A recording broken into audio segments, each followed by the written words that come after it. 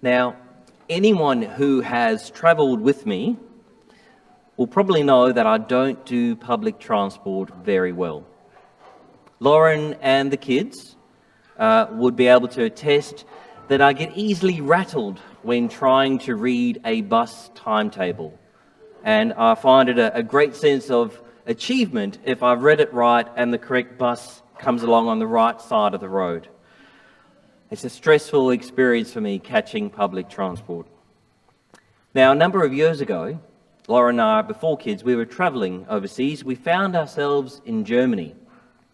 And we were, catching buses and public transport regularly at that time. Well, Lauren was, and I was just tagging along with her.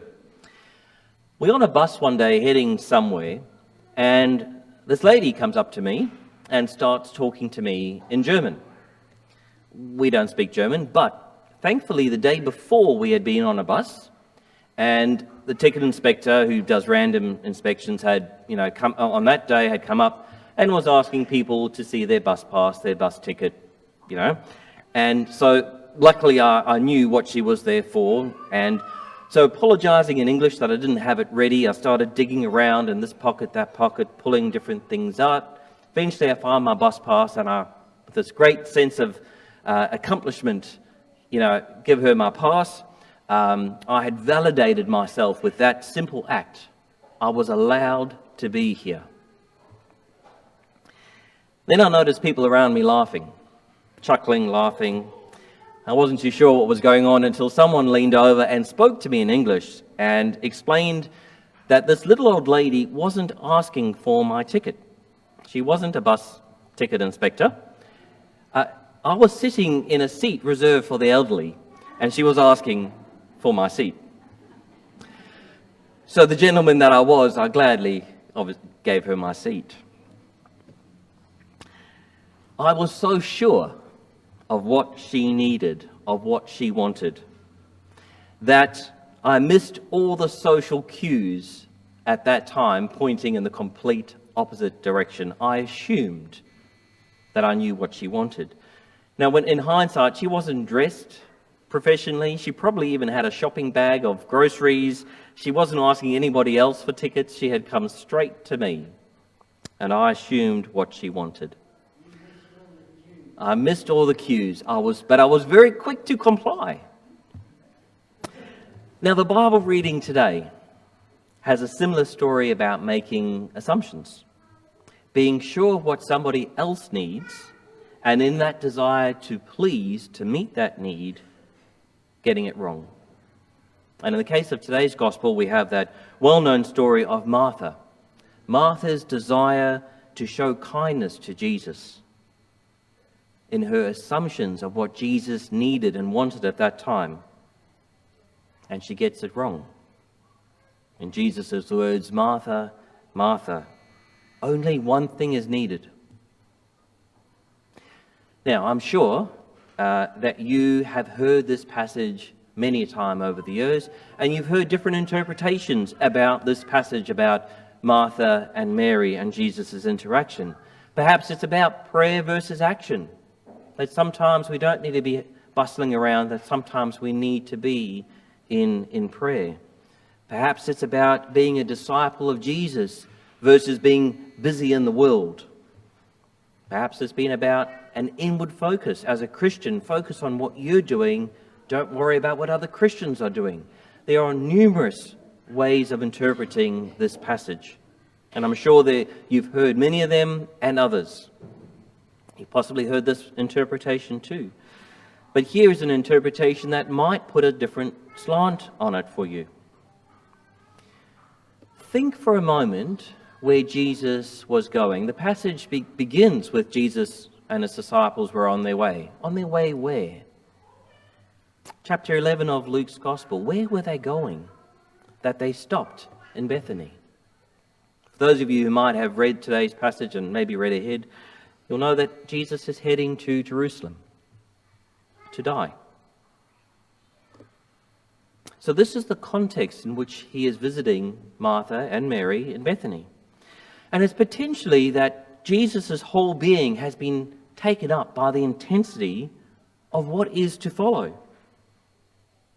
And when Jesus comes to that home in Bethany, yes, it was a great moment for that household. And so Martha, understandably eager to please Jesus, is laying on the best that her household can put together. She rushes around, she fusses, she's busy cooking. But in the context of where Jesus is heading, perhaps, that was precisely what Jesus did not need, did not want at that time. Perhaps in the immensity of what was to follow, all that Jesus wanted at that moment was some peace. Perhaps with the cross before him, he had turned aside to Bethany to visit Martha and Mary to find an oasis of peace, an oasis of calm, away from the demanding crowds, if only for an hour or two. And that is what Mary gave him. And that is what Martha, in her desire to please, to show kindness, did her best to destroy. Perhaps. In the words of Jesus, Martha, Martha, only one thing is necessary. Quite possibly this could have meant, Martha, I don't want a big spread. I don't want a fuss. A simple meal, bread and some water will be fine. I just want to sit and breathe, sit and be. The simplest of meal is fine. Perhaps Jesus was seeking peace and quiet with little fuss in these hours before Jerusalem. And it's possible that Mary understood that and Martha did not. And herein lies one of the great difficulties in life. So often we want to be kind to other people, but we want to be kind to them in our way, in a way that suits us, not necessarily that suits them. If we're trying to be kind to another person to please them, the first necessity is to see into their heart, to see what they need, their circumstances, what do they desire. And then, and this is the challenge, to lay aside what we want to do, what we think is best, and to try and meet their needs, understanding the circumstances that they are in. Jesus, let's not forget, Jesus loved Martha. Martha loved Jesus. She was doing the best that she could. But when Martha set out to be kind, it was in her own way, which to some degree was being potentially unkind to Jesus at that time, who might have been crying out for some peace, respite, quiet. I was so quick to assume what that little old lady wanted.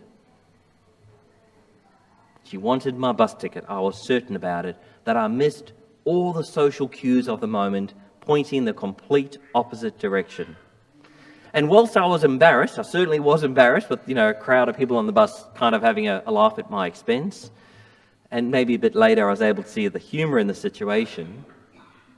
Assuming what someone else needs does not always end that well.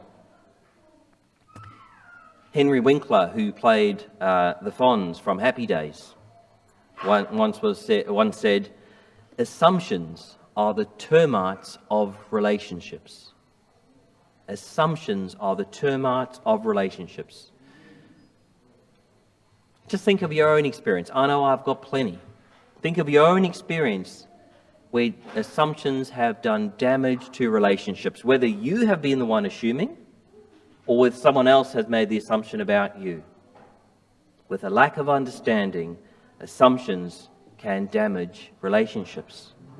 They are the termites of relationships. Ken Morgan, who is the creator of the Pathways program for growing church discipleship, Ken describes the mission of the church in just 2 simple words. This is what we as church are on about. Evangelism, compassion. Just 2 words. That is the mission of the church. Evangelism, grow in a relationship with God. compassion, grow in relationship with others. And that's the great commandment. Love God, love each other. 2 simple words describe what we as church are on about: evangelism and compassion. And as church, and I might just say as an aside, I would question whether church is a naming word or doing word. The building might be a naming word, but I would say as church, we're definitely a doing word. As church, as Christians, as followers of Jesus, we are called to help, to serve, to love other people. A core aspect of our mission is to show compassion to others. But, as with Martha, how often do we attempt to or show compassion to others in a way that suits us, that meets our need, rather than in a way that is potentially actually needed or useful for the other person? It might happen more than we like to think, because we make assumptions. Now, the prayer of St. Francis, which many of you will be well aware of, offers us wonderful advice here on how to grow in our relationship with others, how to help others. O Divine Master, grant that I may not so much seek to be understood as to understand. As to understand. Understanding is the loving priority. Martha, in her compassion, her desire to be kind, to show kindness, to please Jesus, was quick to assume what Jesus needed, potentially. She was quick to assume what she could do to show compassion for Jesus, without first seeking to understand what Jesus needed at that time. I was quick to assume what this little old lady wanted, what she needed, what she demanded of me, without first seeking to understand first. Perhaps you can think about some of your own interactions with people where you too have assumed what they needed, what was a solution to their problem, without maybe where you sought to understand their circumstances. So with these wise words of St. Francis in mind, and as we continue to fulfill the great commandment of loving each other by showing compassion to those in need, may we always first seek to understand the needs of others, rather than merely assuming what is a solution to their problem. I think that is an important takeaway from this example, this potential example, this interpretation of Mary and Martha, their interaction with Jesus. And this can be applied in all avenues of life. When you leave this place and go out into the world, we enter into a world of strife and challenges, whether it be political issues, economic issues, finance issues, social issues. May we always seek to understand the perspective of the other person that we are trying to help, that we are trying to find a solution for. May we seek to understand their circumstances and to listen to them so that we can be part of the solution rather than part of the problem. Amen.